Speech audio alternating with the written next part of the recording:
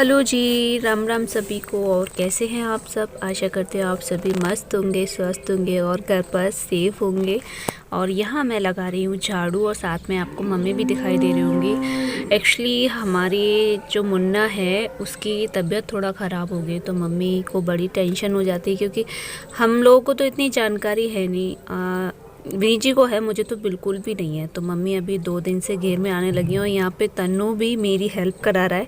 ये जो पक्का जो है ना इधर साइड, इधर मैं उस वाली झाड़ू से लगाती हूँ और ये देखो तन्नू उस झाड़ू को भी गोबर में गंदी कर रहा है। मैं हालांकि डांट रही थी इसे पहले, उन्हीं जी भी डांट रहे थे पर मान ही नहीं रहा था। और क्लिप जो है ना थोड़ा आगे पीछे हो गई है यहाँ पे ना विनीत जी दलिया बना रहे थे, मैं उधर झाड़ू लगा रही थी। और मम्मी ने ये ना सरसों का साग इसमें से निकाल के रखा है, आपको इधर अभी दिखाई दिया होगा थोड़ा सा, ये रखा है परात में। ये बनाना है क्योंकि हमने बरसी में सरसों कर रखी है थोड़ी सी, उसमें से लहाया हो जाता है। यानी लहाया एक चीज़ बोल रही थी, लहाया क्या होता है? वो सरसों को ही हम लहाया बोलते हैं। और ये बाद में विनीत जी पानी भी गर्म करेंगे क्योंकि उन्हें जाना है और लाइट आ रही नहीं है। और ये थोड़ा पहले की थी और ये बाद में लग गई ये वाली क्लिप।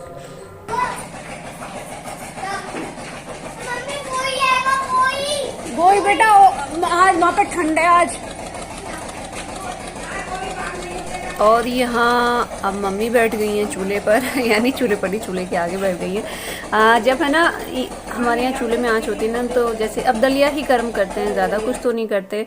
कभी कभी पानी भी गर्म कर लेते हैं, जैसे आज विनीत जी ने किया क्योंकि उन्हें जाना था और लाइट आ रही नहीं थी। तो हर किसी की नज़र है ना चूल्हे की तरफ होती है कि उसमें ईंधन है या नहीं है, तो कोई कंडा लगा जाएगा, कोई लकड़ी लगा जाएगा। तो ऐसे ही अब मम्मी बैठ गई थी विनीत जी के उठने के बाद। और मैं भी मतलब मुझे हाथ वाथ सेकना थोड़ा कम अच्छा लगता है, तो मैं कम ही बैठती हूँ, वैसे बैठ जाती हूँ कभी कभी। और यहाँ आज बहुत दिनों बाद हम लोग चारा गोद रहे हैं। फर्स्ट टाइम हमारे यहाँ बरसी आई है इस सीज़न की। और इससे ना थोड़ी आपकी भी यादें ताज़ा हो गई होंगी क्योंकि मैंने अपनी पहले की वीडियो में बहुत सारी ये चीज़ शेयर की हैं, यानी डेली बरसी लाना, चारा गोदना, ये सब और ज्वार वगैरह। ये तो काफ़ी दिन से हमारी ये मशीन भी शांत पड़ी थी, आज वो भी चल गई। और विनी जी बोल रहे थे मुझसे कि इसे थोड़ा जैसे ना चलाते चलाते जब चारा गोदते हैं ना तो एक ढेर सा लग जाता है, फिर वो पहिए पे इकट्ठा होने लगता है तो फैलता है चारों तरफ। तो मैं उसे बैठ के थोड़ा उसे फैला रही थी। और विनी जी यहाँ सुबह सुबह ले आए थे चारा, तो वो ओस का हो रहा था। तो कुछ मम्मी बोल रही थी कि ठंडी बरसी खिलाना पशुओं के लिए अच्छा नहीं होता, उन्हें तरी कर जाती है। तो इसी वजह से अब वो विनीत जी थोड़ा लेट लेकर आते हैं, 2-3 बजे लेकर आते हैं। और अगर कहीं जाना होता है तो सुबह ले आते हैं। और मम्मी है ना उसे चबूतरे में ना बिछाकर है ना धूप लगा देती हैं उसे, बाहर चबूतरा है ना हमारे वहाँ पर। तो ये गुद गई है मेरी बरसी, यानी हमारी बरसी। अभी मेरा घर का झाड़ू पोछा और वैसे सारा काम ख़त्म हो गया, बस नहा के मुझे सरसों का साग बनाना है और मक्के की रोटी बनानी है। तो ऐसी ठंड में यार नहाने का मन नहीं करता।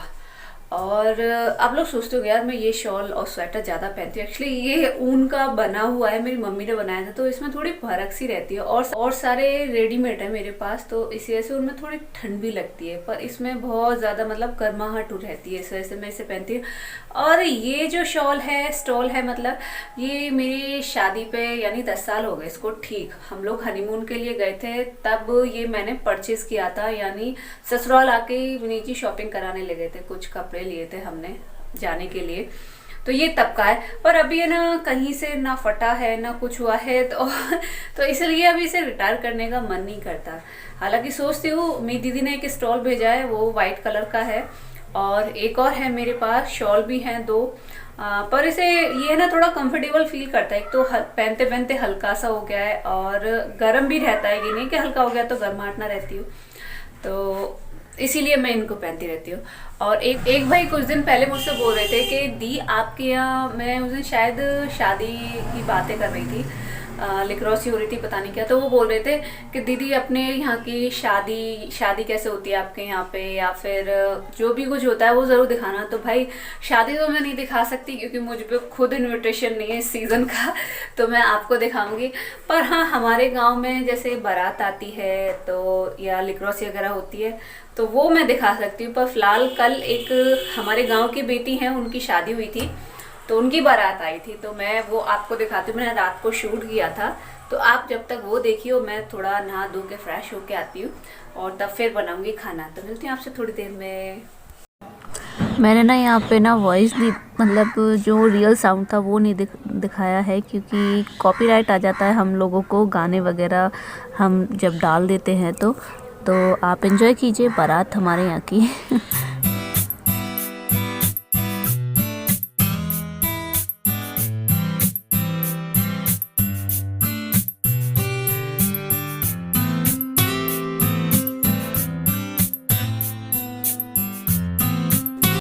और यहाँ मैं आ गई हूँ किचन में नहाकर, और कपड़े वपड़े मैंने आज नहीं धोए, इसलिए धोना नहीं बोलूँगी।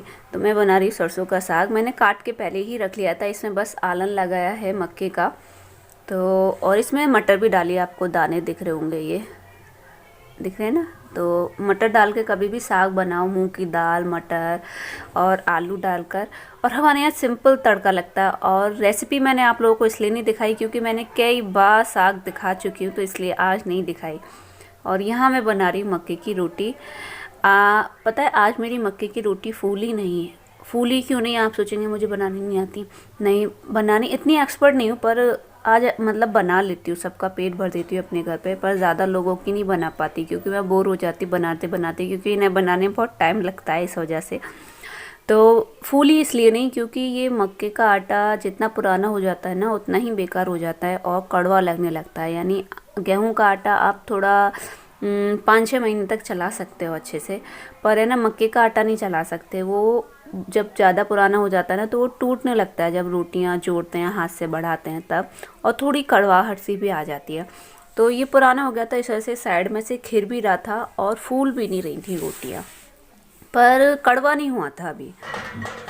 और आज हमारे यहाँ है ना भागवत बैठ रही है आज से, यानी होगी तो कल से, आज तो ये बस पूजा पाठ में ही निकल जाएगा टाइम। तो ये हमारे यहाँ कलश यात्रा हो रही है, और हो कहाँ रही है, वो हो रही है मढ़ी पर, जो मैंने आपको दिखाया है ना, जहाँ मरघट है और मंदिर भी है, तो ये वहाँ हो रही है। तो ये कलश यात्रा में, अब आप सोचेंगे हम क्यों नहीं गए, हम थोड़ा लेट हो गए थे क्योंकि यार मैं घर पे अकेली हूँ। आया बोला तो हमारे मतलब ये ना वो चंदा डालकर जो होती है ना वो वाली भागवत हो रही है, कोई पर्सनली नहीं करा रहा है कोई, क्योंकि वो सबका मंदिर है तो सब अपना अपना कलेक्शन कर लेते हैं जितना जिससे भो बनता है वैसे। तो यहाँ पे तो हम लोगों का काम ही ख़त्म नहीं हुआ, और ये तो भाई इनकी सास हैं और देवरानी जेठानी वाली जो फैमिली है वो अपना उनमें से एक एक जन चला गया, पर हम नहीं जा पाए। अगर टाइम मिलेगा तो कभी मैं आपको दिखाऊंगी जाकर।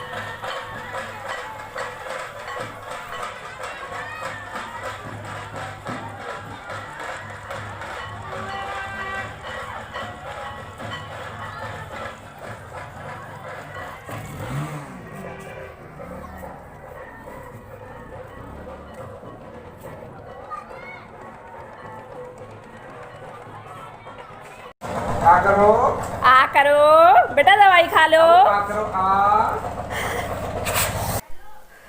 पता है हम जब से हमारा मुन्ना बीमार हुआ है ना, तो तब से इतनी मतलब थोड़ी, एक तो मम्मी को बहुत ज़्यादा टेंशन हो गई है, क्योंकि पता है ये भी बच्चे ये गिर गया था क्योंकि खड़ा ही नहीं हो रहा था ढंग से, मुंह ही नहीं खोल रहा था, इसे दें कुछ तो कैसे दें। और कल हमने डॉक्टर से इसके इंजेक्शन लगवाए, तो विनी जी तो थे ही नहीं, मुझे ही पकड़ना पड़ा।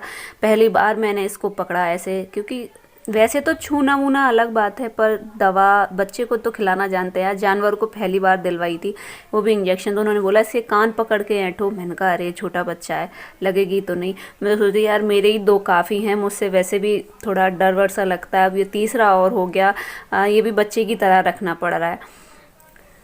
और यहाँ पे है ना मैं निकाल दी चूल्हे में से राख, क्योंकि सुबह चूल्हा चलता है तो शाम को उसे साफ़ करना होता है। तो सुबह तक खाली हो जाता है, मतलब कुछ इस वजह से निकाल रही थी क्योंकि विनी जी ने इसमें गोबर ला के रखा था। तो बोले कि तू क्या हाथ गंदे करेगी। मैंने पड्डे का मुंह मतलब वैसा हो रहा था ना, खोलते हैं तो हाथ तो धोने ही पड़ते हैं। तो बोले कि चल मैं ही उठा दूँगा। और विनी जी को जाना था, वो चले गए थे, मतलब उनका काम आ गया था, अर्जेंट आई थी बुकिंग।